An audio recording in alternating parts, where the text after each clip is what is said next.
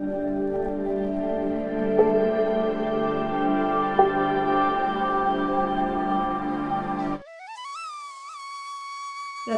गांव में रमेश अपनी पत्नी शीतल और माँ शारदा के साथ रहा करता था। रमेश का बड़ा भाई सुरेश अलग से किराए के मकान में रहता था, क्योंकि उसकी पत्नी अनीता को इतने बड़े परिवार में रहने की आदत नहीं थी। और फिर एक रोज शीतल अपने पति रमेश से कहती है कि उसको शहर में काली माँ के दर्शन के लिए जाना है। लेकिन रमेश शीतल से कहता है, अरे शीतल, अगर हम शहर चले जाएंगे तो हमारे पीछे से माँ का ध्यान कौन रखेगा।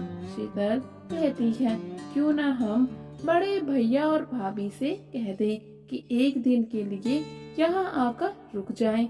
एक दिन के लिए आने को उन्हें भी कोई परेशानी नहीं होगी। और फिर रमेश और शीतल शहर की ओर माँ काली के दर्शन के लिए निकल जाते हैं। लेकिन रमेश और शीतल के जाते ही शारदा जी की तबीयत बहुत ज्यादा खराब हो जाती है। वो अपनी बड़ी बहू को आवाज देकर कहती है, अरे बड़ी बहू, लगता है मेरे पास अब ज्यादा समय नहीं है, इसीलिए तुम रमेश और छोटी बहू को बुला लो। अभी वो ज्यादा दूर नहीं गए होंगे, मुझे दोनों भाइयों को कुछ बताना है। लेकिन शारदा जी की बातें सुनकर बड़ी बहू के मन में लालच आ जाता है। वो समझ जाती है कि बुढ़िया अपने अंतिम समय में जायदाद का बंटवारा करना चाहती है। वो जल्दी से अपने पति सुरेश को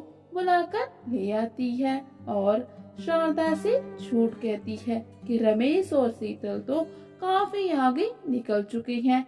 आप जो भी जरूरी बात है हम दोनों को बता दीजिए, हम उन्हें बता देंगे। तो फिर शारदा बताती है कि मैंने और तुम्हारे पिताजी ने बहुत सा धन जमा करके रखा है, जिसके बारे में उन्होंने मुझे तुम दोनों भाइयों को बताने से मना किया था, ताकि तुम दोनों मेहनती बन सको।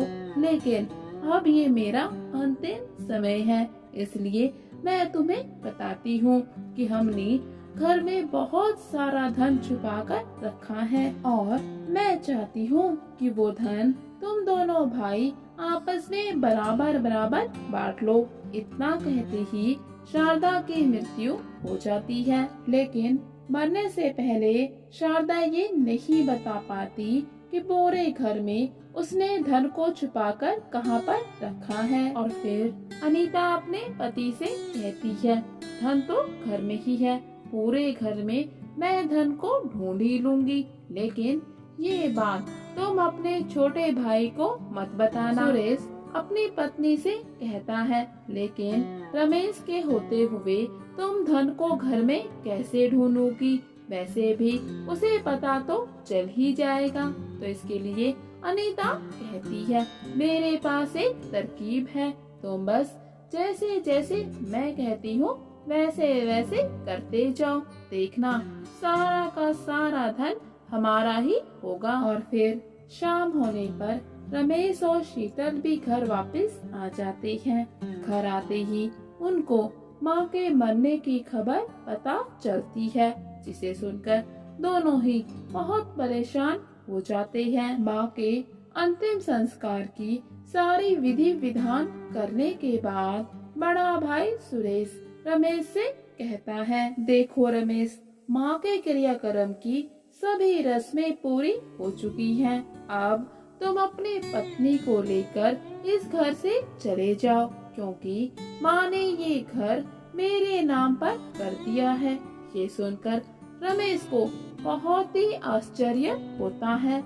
वो कहता है, लेकिन भैया, माँ मेरे साथ ऐसा कैसे कर सकती है, माँ मेरे साथ ऐसा नहीं कर सकती। लेकिन बड़े भाई सुरेश के पास घर के कागज होते हैं, जिसमें शारदा जी का अंगूठा भी लगा होता है। इसके कारण रमेश कुछ भी नहीं कर पाता और वो गांव के बाहर बनी उसकी एक छोटी सी झोपड़ी में आकर रहना शुरू कर देता है। सुरेश हर किसी को यही बताता है कि उसका छोटा भाई रमेश और उसकी पत्नी शीतल माँ की बिल्कुल भी सेवा नहीं करते थे।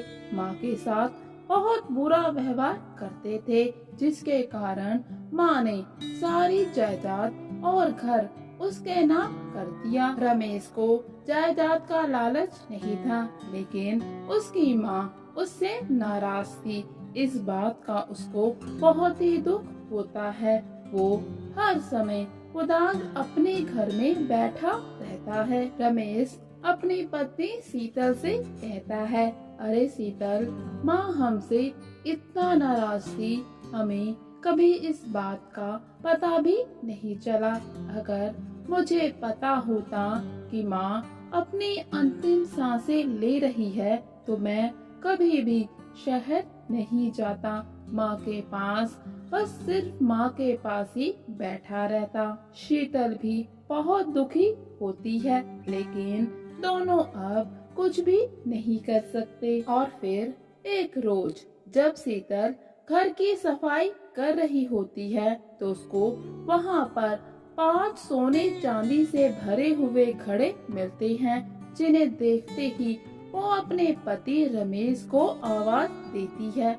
ये सब देखकर रमेश बहुत ही हैरान हो जाता है और कहने लगता है, शायद माँ ने ये धन संपत्ति हमारे लिए ही रखी थी, इसीलिए हमारे नाम पर ये छोटा सा घर करके चली गई। रमेश को धन मिलने से भी ज्यादा खुशी इस बात की होती है कि उसकी माँ अपने अंतिम समय में उससे नाराज नहीं थी, बल्कि वो तो उससे बहुत ही खुश थी, इसीलिए धन संपत्ति छोड़कर गई है। और फिर देखते ही देखते ये बात पूरे गांव में फैल जाती है कि रमेश को अपने पुराने घर में बहुत बड़ा खजाना मिला है। ये बात रमेश के बड़े भाई सुरेश के कानों तक भी पहुंच जाती है। जैसे ही सुरेश को इस बात का पता चलता है तो उसको बहुत ही पछतावा होता है। वो जल्दी से रमेश के घर पहुंच जाता है और इतना सारा धन देखकर कहता है, अरे रमेश, ये धन तुम्हें मिल गया, ये धन मेरा है। रमेश अपने बड़े भाई से पूछता है, अरे भैया, क्या आप इस धन के बारे में पहले से ही जानते थे? सुरेश कहता है, ये धन सिर्फ तुम्हारा नहीं है, इस पर मेरा भी अधिकार बनता है। रमेश कहता है, लेकिन भैया, ये झोपड़ी तो माँ ने मेरे नाम पर की थी, ये धन भी यहीं से मिला है, इसीलिए इसका असली हकदार तो मैं ही हूँ। मूर्ख सुरेश धन पाने की लालच में सारी की सारी सच्चाई उगल देता है कि कैसे माँ के मरने के बाद उसने जायदाद के झूठे कागज बनाकर मरी हुई माँ के अंगूठे का निशान ले लिया, क्योंकि छिपे हुए धन के बारे में माँ ने सुरेश को पहले ही बता दिया था। लेकिन सुरेश सारा का सारा धन अकेले ही हड़पना चाहता था, जिसके कारण उसने अपने छोटे भाई रमेश को रास्ते से हटाना चाहा, लेकिन उसकी चाल उसी पर भारी पड़ गई। और फिर जब ये बात पूरे गांव में पता चलती है तो सभी सुरेश को थू थू करते हैं। सुरेश के पास ना तो खुद की धन संपत्ति रहती है और ना ही माँ का बचाया हुआ धन उसे मिल पाता है।